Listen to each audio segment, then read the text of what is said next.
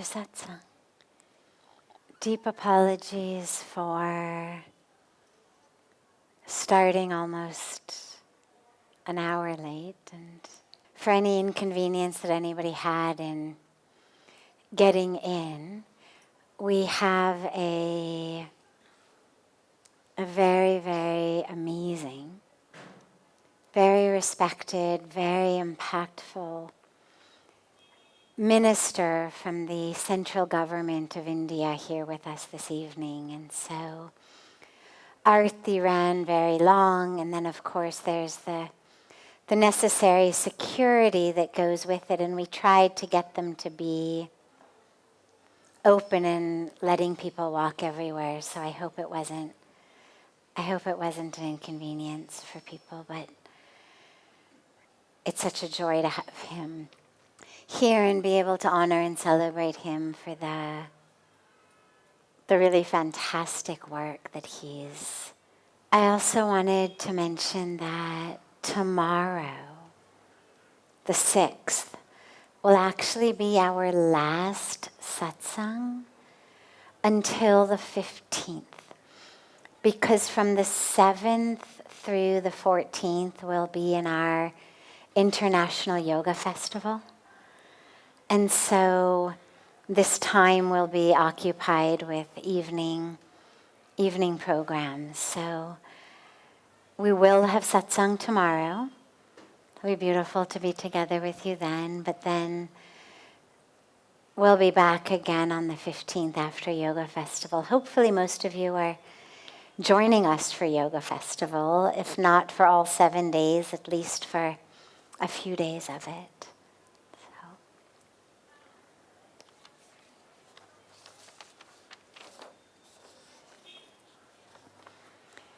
As always, starting with a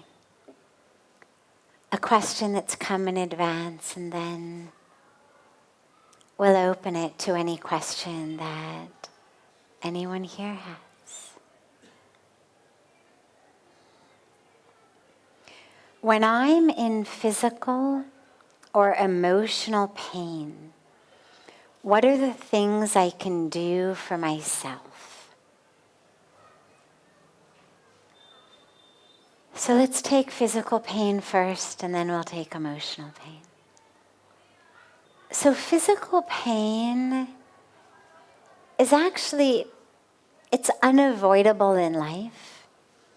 Everyone at some point in their life is going to stub their toe, bang their elbow, get a paper cut or a canker sore. I mean, if you manage somehow to avoid anything beyond that, chances are you're not going to make it through all of life without so much as a paper cut or a stubbed toe. Most of us end up with other physical pain, broken limbs, whatever.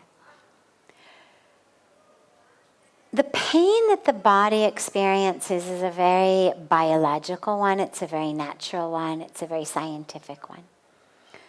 But what actually tends to make the physical pain worse is what we call suffering. So it looks like this. I'm walking down the road, or I'm bicycling, or I'm skateboarding, or roller skating, or whatever I'm doing to get down the road. And I trip and I fall. And I bang up my knee and maybe it's bloody. Minorly, majorly. And there's pain. Natural reaction. The body is sending all of these chemicals through the body. They come from the body to the brain, from the brain to the body. Send the blood there, it creates inflammation, swelling, blood rushes there. The endorphins rush in our body to enable us to fight or to flee if something is to be fought off or fled from. There's a whole host of physical things that happen. But something else then happens for most of us. The mind goes, oh, I cannot believe it. This is so unfair. Always happens to me. Everybody else bikes, skateboards, walks, roller skates, no problem. I am the one who falls. Why? Why is the universe against me? Who the hell put this rock in the middle of the road? Don't they know people bicycle here? Where's our neighborhood watch team? Aren't they supposed to be cleaning these things up? Tires in my bike are flat. I told him to pump my tires full of new air. He never listens to a thing I say. It's his fault I had this accident. And you see what happens. Where originally we had just a rush of signals, a rush of endorphins, a rush of blood. Now suddenly what I've got is suffering. Because pain dissipates. Pain goes away eventually. The suffering is what continues it. The story we tell ourselves about the pain. Oh my God, I'll never walk again. I'll never be able to dance. I'm going to be stuck to my bed. I'll get unhealthy and fat and out of shape. Look at this. I bet that doctor is going to put my leg in a cast. We're supposed to go skiing next week. Ugh, everything is ruined. That's suffering. But that's what most of us do with pain. And so when you have physical pain, make sure, first of all, that you are not also adding the suffering to it. And you'll notice most of the time you are, and that's okay, just notice it. Notice how automatic that story that we tell ourselves is with the pain. And see whether you can stop that. Because the physical pain is automatic, it's chemical, it's biological. But the suffering in the mind, you can stop that. But you have to notice it. What story am I telling myself? Is it even true? Does everyone else bike without falling down? Do these sorts of things really always happen to me? Is my life ruined because I can't go skiing next week? Is the story I'm telling myself actually true? And even if it's true, is it helpful? Is it beneficial? In the Bhagavad Gita, Lord Krishna says that that speech is right speech, yogic speech, dharmic speech, if it is true and kind and beneficial. And that's not just what I say to others, it's what I say to myself. So, okay, maybe I always fall. But is that kind to myself to tell it? Is it beneficial? Do I need to hear that? Maybe I won't be able to go skiing. Maybe I am right that the doctor's going to put it in a cast. But do I need to know that right now? I'm not even at the doctor's yet. Is it helpful in this moment? Is it kind? Is it giving myself the flow of energy that I need to heal? So ask yourself those two questions. Is it true? And is it beneficial? Is it helpful? And otherwise, with physical pain, what we know is that even though we say it's chemical, it's biological, it's also in the mind. It's the chemistry and the biology of the brain. And so our mind and our thoughts play a huge role in physical pain as well. One of my favorite ways to think about this is, did you know that more than 50% of people who have a limb amputated still have pain in the limb they no longer have? It's called phantom pain. And more than half of people who have amputations have it. Now you think, okay, I had an arm, Now my arm has been completely amputated. It's gone. I have no more arm. But I have pain in the arm. More than 50% of people. How do we explain that? Well, where is that pain? I think it's in the arm, but I have no arm. Where's the pain? In my mind. And that doesn't mean that I'm crazy. Usually when we say something is in your mind, it means it's fake. You're crazy. No. It means that you have the power with your mind to transform that pain. Because the mind is where it exists. And the phantom limb pain is the best way to understand that, because otherwise you think, no, really, it's my knee that hurts. But if your leg's been amputated, how can your knee really be that which hurts? It's in the mind. My mom, on a personal level, my mom, many of you know, just under 2 years ago, had a tragic stroke, a very, very severe, devastating cerebral hemorrhage.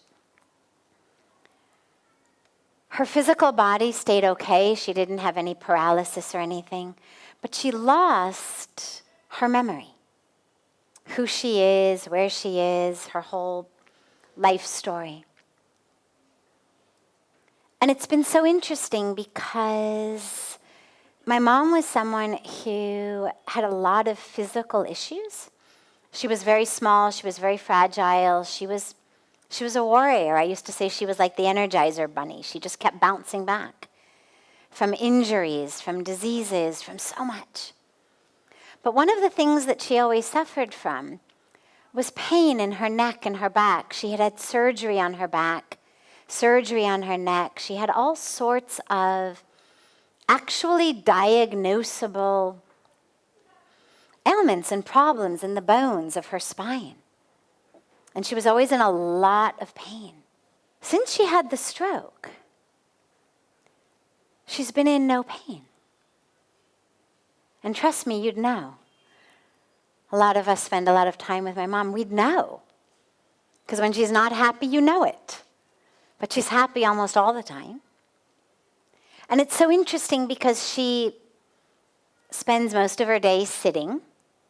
She can walk with help. She can stand with help. But she sits most of the day. She lies some of the day. Certainly things that are not great for neck and back health. Because of the stroke, she's got what they call left side neglect, meaning she leans to the right side most of the time. She kind of forgets her left side is there. So she's always sort of leaning in this direction. Now you think if you've got a spinal issue, I mean, I know if I'm at a function, and I don't even have those issues, but if I'm at a function, and I'm sitting on a stage where someone is speaking, and I've turned my head to look at them, and they speak for more than half an hour or so, I've got, a little thing in my neck for the rest of the day because you've spent half an hour like that. Now she spends all day kind of like this. No pain. No pain.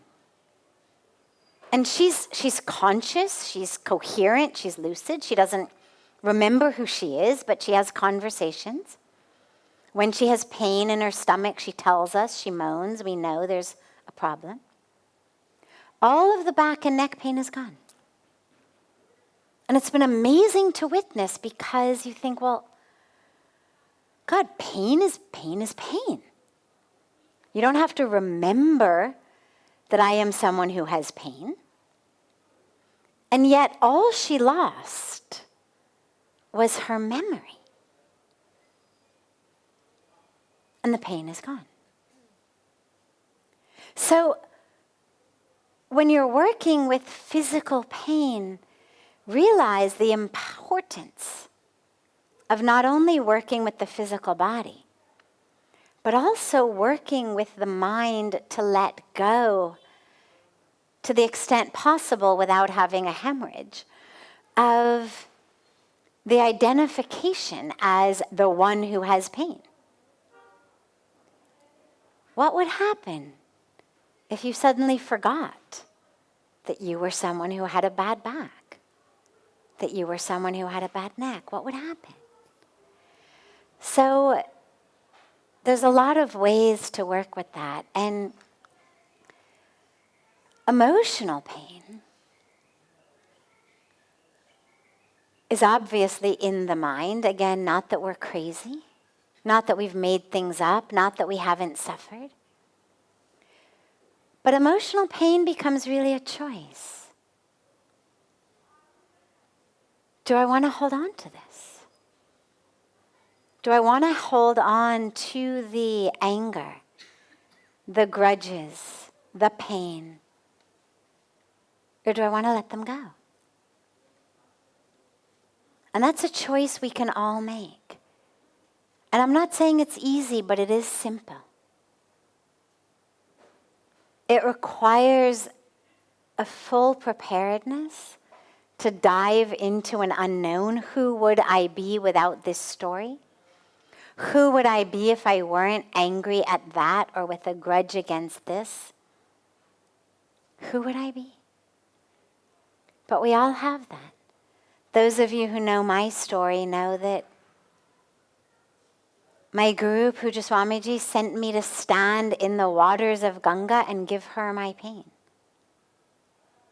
And I, of course, didn't think it could work. I didn't think it was possible. But it did work. It was possible. Not just temporarily, but 26 and a half years later, I can tell you it's still gone. So we can make that choice. But we have to be prepared to dive into the unknown of who would I be without this story? And that's where faith comes in. That's where courage comes in. But ultimately, that's what we're here for. We're not here to hold on to grudges or stories or pain. We're here to have courage, an open heart.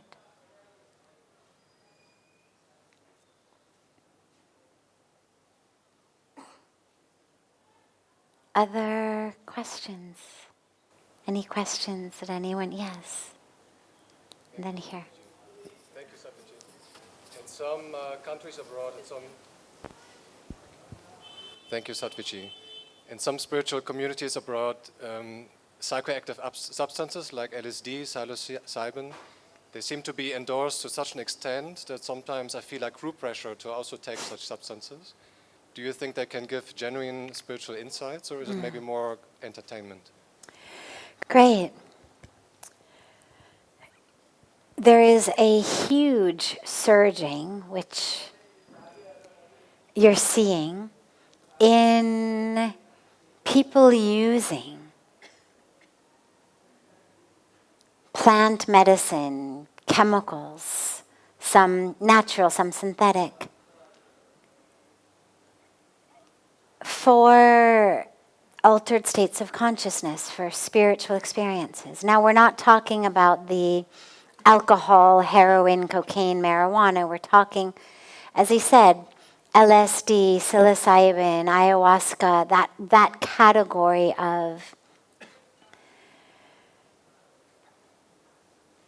medicine or chemicals, depending on how you see them. Here's the thing for me. I'm not morally opposed to them. They are, from everything I've learned, non-addictive, meaning they're not things that you're going to start and find yourself one day waking up in a gutter, as you do with alcohol, with a lot of the other addictive substances that steal your life and make you unable to function. These tend, from again, just what I've heard, not to have that addictive power. That people are able to use them once or twice and be done. That being said, for me the question is always, and then what? if they could give you something that lasted beyond the half-life of what you took, and there were really some kind of a shortcut to enlightenment, why not? But they all have a half-life. You come down. And then your choice is either you take it again or you find another way of accessing those states. Meditation, yoga, kirtan, spiritual experiences. And for me, the question always is, well, if I'm going to have to find an alternative way at some point, why not find it now? I mean, I know I wouldn't want to be taking this thing every day or every week or even every month. So if at some point I'm going to have to find a non-chemical or plant-induced way of having these experiences, why not start now? That being said, in working with people with severe addictions, depression, severe PTSD issues, I have heard, I don't have personal experience with it in this way, but I've heard from sources I trust that they've seen really great and powerful results with people who have been doing their work for years, for decades, but are unable to make breakthroughs in working with really stubborn states like addiction, like severe depression, like PTSD. And they've seen that one time or two times of a guided experience. So it's not, you go to a party and take it and dance and have a good time and it's over. But literally in a clinical setting where they're putting you on a couch and they're putting an iPhone thing on you and they're putting earphones or earplugs or whatever on you and somebody is guiding you through it. I've heard that they've actually seen really positive results. And again, I don't have any personal experience with it either on the receiving end or the giving end. But I think what I would say in general is, if what you're looking for is personal spiritual growth, healing, transformation, depth, awakening, you're going to have to be able to discover it through a non-chemically induced way anyway, eventually. So start now. This is what all of the wisdom traditions of the world have been teaching us for thousands of years. Sit down, close your eyes, go within. You will find it. It is there. It's not in outer space, it's in inner space. You don't need something to take you to inner space. And if you find that you have spent years and years and years doing that work, and you are struggling with a very powerful, debilitating, paralyzing situation of addiction, of PTSD, of severe depression, and you've tried everything, including meditation, including yoga, including all of the spiritual practices, and nothing is budging. And you've got the opportunity to work with someone you really trust, who really knows what they're doing. Why not? Because in that person's case, it would be a one-time catalyst to a change that then would be able to be supported through a meditative, yogic, spiritual practice afterwards. Eventually, you got to come to the personal practice. Again, eventually, you've got to do the work. But if there's something stubborn that's not budging, and it's debilitating you, and it's paralyzing you, and it's keeping you from living,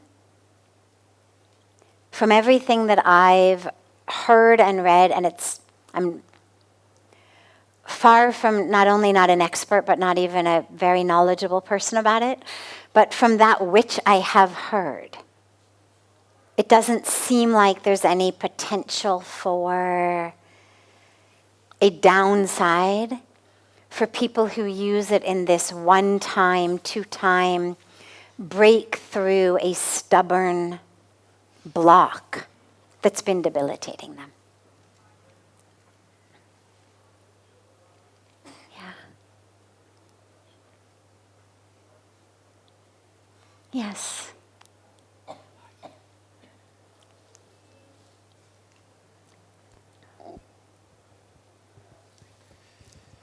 Hello? Hello, hello? Is that working? Yeah, we can hear you. Okay. Well, the other night you surprised me because you were talking and you said there was something about all marriages are terrible or whatever. And All the, what is terrible? the marriage. The marriage are all bad. Remember, not you, but Oh, the person, right, the person was asking, yes, a few days he was ago, asking. that all marriage is miserable, yes. And you said at one point you were talking and you mentioned a relationship and you said like men and women and same sex. And then the following day I was reading something which was talking about grace, and it just hit me that I'm gay personally, and it hit me like and you also before you had talked about all Westerners have something very dark inside of them. So and it hit me that it's part of me that, especially being gay, although I've been a lot of work on myself, is still something very dark about that, and something I cannot. As I was reading, I realized there was a link that's really painful inside of me, and I'm thinking, and I don't think I'm the only one too, stuck with that. Yeah. So he was sharing, for those of you in the back, he was sharing how we've been talking at different times about things inside of us that we feel are dark and wrong, and how he's gay, and that he's realized with great courage, I might add, that he feels like that is dark and wrong about him, and no matter what work he does, that there's still that sense that it's dark and it's wrong. First of all, you should know it is not. Yeah, so taking the message from the brain to the heart is so critical and difficult. One way you can think about it, do you believe in God? Okay. So, do you believe that God is perfect? Yes. He's answering yes to all of my questions. If he gives a no, I'll let you know. Yes, he believes in God. Yes, he believes God is perfect. Okay. Do you believe that God is omnipotent, that he's all-powerful? Do you believe that God is omniscient, all-knowing? Yes, yes, yes. Therefore, and by the way, I'm not even sure what religion you are, but this pertains to every religion that I know of. I don't know of a religion in which people believe that God is not perfect, not omnipotent, not omniscient. If we believe that there is something wrong about us, as fundamental to who we are, as our sexuality, then what that is saying is that God is either not perfect, not omnipotent, or not omniscient. Because if God is omniscient, means knows I'm gay. Omnipotent could have made me not gay if he, she, it, they wanted. And perfect, well then God knows I'm gay, has very perfectly, with all power to make me otherwise, made me gay. Why should I then second guess God? I mean, do you really think that you are the sole exception to the rule, that God is perfect and omnipotent and omniscient? Because that's kind of an ego trip, right?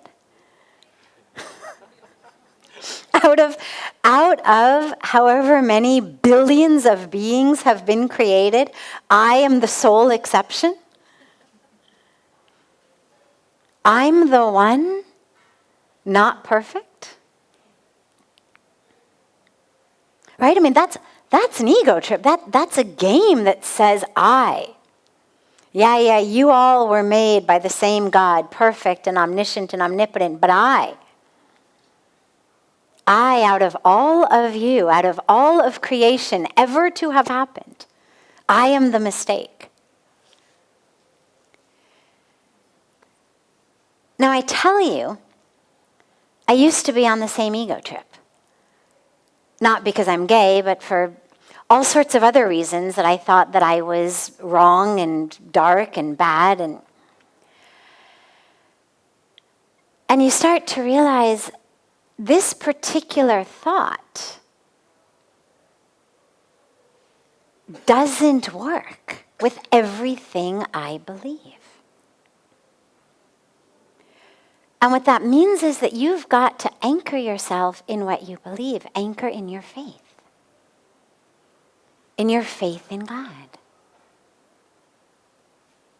And hold that faith in God deeply, knowing, as you said, I didn't put those yeses in your mouth, that God is perfect, omniscient, omnipotent. Means I am a perfect creation of a perfect creator. Now, the dilemma and the reason that you feel like there's something wrong is because we've got a culture that is rooted in separation. We've got a culture that's rooted in othering, polarization, us versus them. A culture that's rooted in creating lines between us, always looking for someone who is not right. And so whether it's on the basis of color, whether it's on the basis of religion, or race, or size, or shape, or sexual orientation, our culture is constantly saying, we are better than them. We, the ones of the right color, right race, right religion, right sexual orientation, right shape, right socioeconomic status. And that's violence. We call it hinsa. And as people dedicated to yoga, to spirituality, we take vows of yam and niyam, the do's and the don'ts. It begins with ahimsa, vows of nonviolence, which means that we need to create a new culture in which we stop creating these lines. We take down the borders, we take down the boundaries. That we stop needing to create a them in order to feel better about ourselves.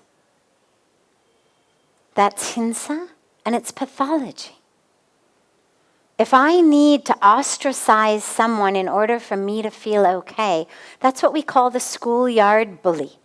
I mean, I remember growing up, and there are kids in every class, in every school, who are bullies. And my school was no exception. And I remember going home at night crying at the things that the schoolyard bully had said to me. Ways that that bully had made me feel badly about myself. You're stupid, you're this, you're the, whatever he had said. I don't even remember now, but whatever kids who are bullies say. And I remember my mom told me something very interesting. I went to a small school. Everybody knew everybody. And my mom said, sweetheart, his parents are in the middle of a divorce. He's very upset. He's confused, he's angry. Here's what's happening. She knew his parents. Here's what's happening with his mom. Here's what's happening with his father. Here's what his home situation is like right now. He's taking his personal misery out on you and on others. And that's why he's being so mean. And it was one of the most powerful lessons of my life. Because that's true not only on the schoolyard, that is true in life everywhere. Those who are pointing fingers, ostracizing, making others feel bad, are doing it because they themselves are miserable and need to somehow make others miserable in order to feel okay. It's like if you've got food poisoning. Until and unless you throw it up, you're not going to feel better. Right? As anybody who's eaten something wrong knows. You feel awful. And then finally you throw up, and that's not so much fun, but afterwards you feel better. At least it's out. And this is what these people do.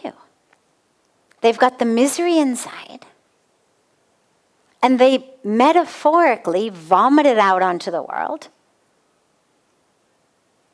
so that temporarily they feel better. And this is why we've got all of these discrimination. It's why we've got all of the othering and the polarization and the hatred and the us versus them. But what you've got to realize if you're on the receiving end of that is I don't need to feel badly about myself. Just because others are pathological in their need to make me feel bad so they can feel better. I don't need to offer my peace, my joy, my knowing of the perfection of myself on the altar of someone else's pathology, an individual, a group, a society.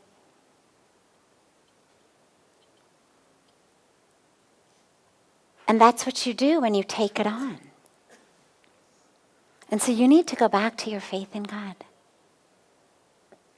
Feel it in your heart. Would God create you wrong? Why? Why would God make you wrong? I was gay bashing because I was younger. Now I realize that I have to put these people in light and understand that they were suffering. Yeah. And that's what we do. We bring hurt to others. We project. God did not make you wrong. God made you perfect. You didn't know you were perfect in this way when you were young. Probably in some subconscious way you did, which is why you were discriminatory to others. But God does not make mistakes. And being gay is not bad karma for what you said to other people. Do not let yourself convince yourself that because you were mean to someone, therefore now you. I got gay bashed that you got the gay bashing. No. Not bad karma. Not due to that. God's not there to punish us. Who you are is perfect. Whatever size or shape or color you may be, whatever race or religion you may be, whatever sexual orientation you may be, it doesn't matter. We're like flowers in a garden. Each perfect, each different. But we've got to just keep remembering the perfection of the gardener. And that's going to be your path. Is realizing and anchoring yourself in faith. And just keep reminding yourself, God didn't make a mistake. God didn't make a mistake. If I'm wrong, it means God made a mistake.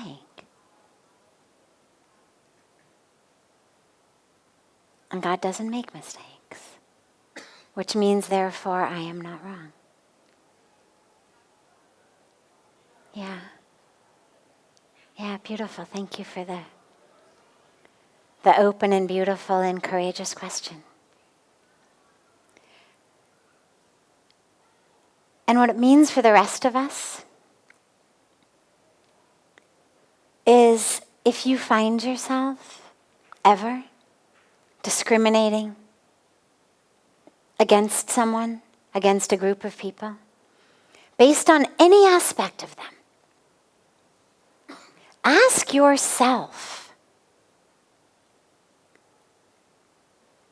how am I suffering? And address your own suffering. Because I promise you, no one who is not suffering sees the world as anything other than equal, beautiful beings. So if you see others as anything other than equal,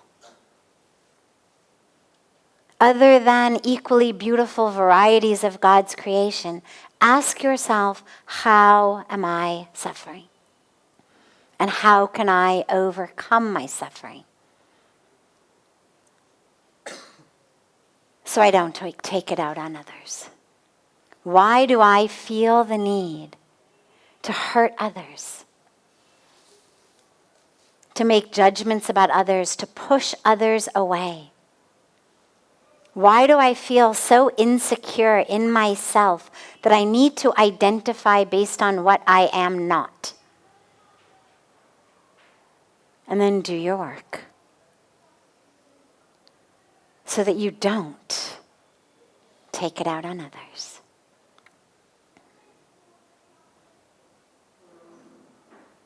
Beautiful. Beautiful, thank you.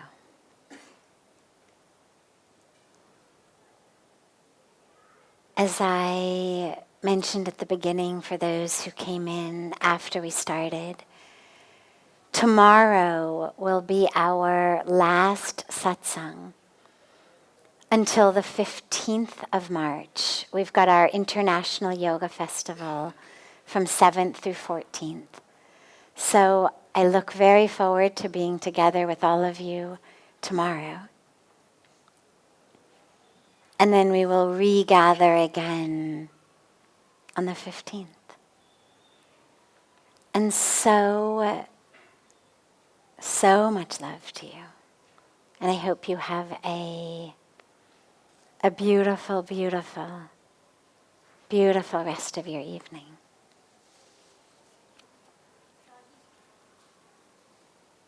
My niece Amira would like to ask a question, please. She's come all the way from Bombay. Oh, of course. Sure. Can we have the mic? Yeah.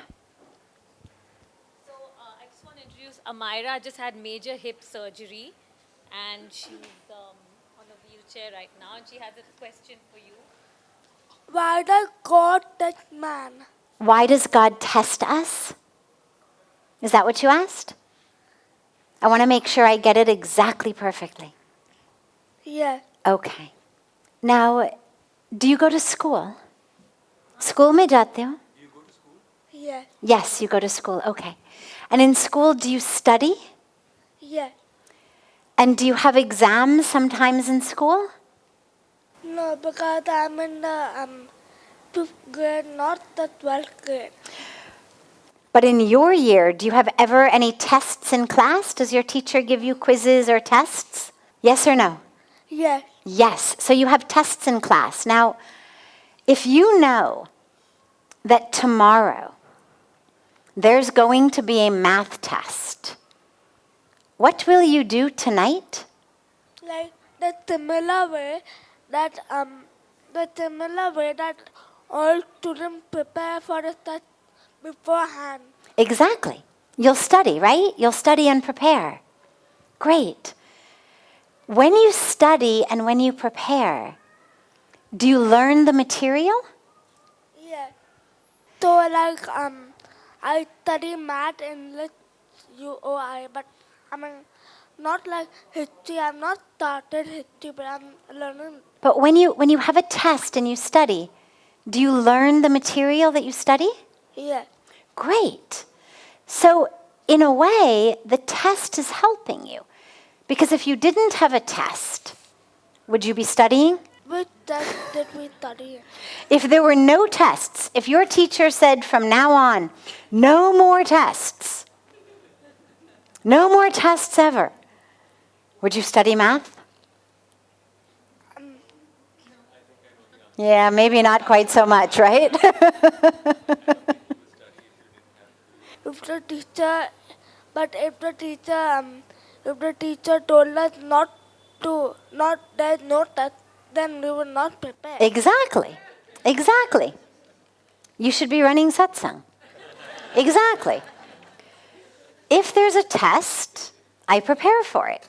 I learn my material, I study, I get smarter. No test, no need to prepare, no need to study, no need to learn anything. So God tests us because God wants us to learn. The same reason that your teachers in school test you. But God isn't so concerned if you learn math or history. God wants you to learn about life and about love and about truth and about you. God wants you to learn about you. So God gives you tests so that with every test, you can learn more about you. Does that make sense? Yes. When you have tests in your life from God, do you learn things from them? Yes, like not typically for that, but since we are in 5th grade, we don't have that. But most children say that most children say that. Yeah. When God tests you, not in school, but when God tests you in life, do you learn? Yes. Yeah. Like Do you want to share with us anything you've learned from any test from God? when God tests me, that always depends on some people bravery, courage, confident, intelligent. Yeah. Yeah, we learn so much about love, about other people, about how caring people can be, how compassionate. Sometimes God tests us so we can teach other people. I think sometimes when God tests you, you learn and your family learns and other people learn.